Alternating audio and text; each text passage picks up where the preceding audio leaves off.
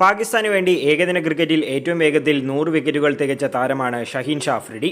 വെറും 19-ാം വയസ്സിൽ 6 വിക്കറ്റ് പ്രകടനം നടത്തിയും രോഹിത് ശർമ്മ, വിരാട് കോഹ്ലി, KL രാഹുൽ തുടങ്ങിയ ലോകോത്തര ബാറ്റ്സ്മാൻമാരെ വിറപ്പിച്ചും ഷഹീൻ വസീം അക്രമിന്റെ പിൻഗാമിയായി കണക്കാക്കപ്പെട്ടിരുന്നു. എന്നാൽ ഈ യുവപ്രതിഭയുടെ കഥ വിജയത്തിൻ്റേത് മാത്രമല്ല, പരിക്ക്, വിവാദങ്ങൾ, കരിയറിലെ തിരിച്ചടികൾ എന്നിവ നിറഞ്ഞ ഒരു സങ്കീർണമായ യാത്ര കൂടിയാണ്. 2014-ൽ 14-കാരനായ ഷഹീൻ പാകിസ്ഥാനിലെ തെരുവുകളിൽ ടേപ്പ് ബോളിൽ ക്രിക്കറ്റ് കളിച്ചാണ് തന്റെ കരിയർ ആരംഭിച്ചത്. ഇടങ്കയ്യൻ പേസും ആക്രമണോത്സുകതയും കാരണം ജൂനിയർ വസീം എന്ന് അറിയപ്പെട്ടിരുന്നെങ്കിലും മറ്റു പല പാക് യുവതാരങ്ങളെയും പോലെ അദ്ദേഹത്തിന് വ്യക്തമായ ഒരു പാതയുണ്ടായിരുന്നില്ല. അണ്ടർ-19 ലോകകപ്പിൽ 3 വിക്കറ്റുകൾ നേടി അദ്ദേഹം തന്റെ വരവറിയിച്ചു.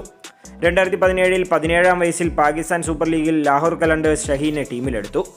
ആദ്യ മത്സരങ്ങളിൽ നിറം മങ്ങിയെങ്കിലും 2018-ലെ PSL-ൽ 4 റൺസ് മാത്രം വഴങ്ങി 5 വിക്കറ്റുകൾ വീഴ്ത്തി അദ്ദേഹം ശക്തമായി തിരിച്ചെത്തി. ഇതോടെ അതേ വർഷം തന്നെ 3 ഫോർമാറ്റുകളിലും പാകിസ്ഥാൻ ദേശീയ ടീമിലും അദ്ദേഹം അരങ്ങേറ്റം കുറിച്ചു. 2019-ലെ ഏകദിന ലോകകപ്പ് പാകിസ്ഥാനെ സംബന്ധിച്ചിടത്തോളം ഒരു പരാജയമായിരുന്നു. എന്നാൽ ഷഹീന്റെ പ്രതിഭ ലോകം കണ്ടത് ആ ടൂർണമെന്റിലാണ്. ആദ്യ മത്സരങ്ങളിൽ പുറത്തിരുന്ന ശേഷം ടീം പരാജയപ്പെട്ടപ്പോൾ ഷഹീനെ പ്ലേയിങ് 11-ൽ ഉൾപ്പെടുത്തി. 5 മത്സരങ്ങളിൽ നിന്ന് 14.62 ശരാശരിയിൽ 16 വിക്കറ്റുകൾ നേടി അദ്ദേഹം പാകിസ്ഥാൻ ബൗളിംഗിന്റെ നെടുംതൂണായി മാറി.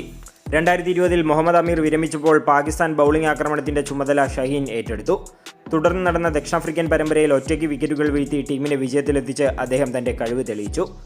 ഷഹീന്റെ ആധിപത്യം അതിന്റെ പാരമ്യത്തിലെത്തിയത് 2021-ലെ T20 ലോകകപ്പിലാണ്. ഇന്ത്യക്കെതിരായ ചരിത്രപരമായ വിജയത്തിൽ ഷഹീൻ നിർണായക പങ്കുവഹിച്ചു.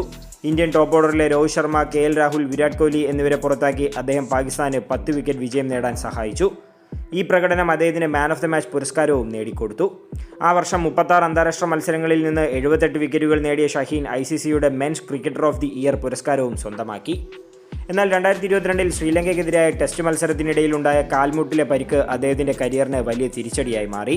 പരിക്കിൽ നിന്ന് പൂർണ്ണമായി മുക്തനാകാതെയാണ് അദ്ദേഹം 2022-ലെ T20 ലോകകപ്പ് കളിച്ചത്. ആ ടൂർണമെന്റിൽ അദ്ദേഹത്തിന് വിക്കറ്റുകൾ നേടാനും കഴിഞ്ഞില്ല.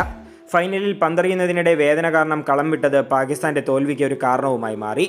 2023-ലെ PSL-ൽ 19 വിക്കറ്റുകൾ നേടി ഷഹീൻ ശക്തമായി തിരിച്ചെത്തി.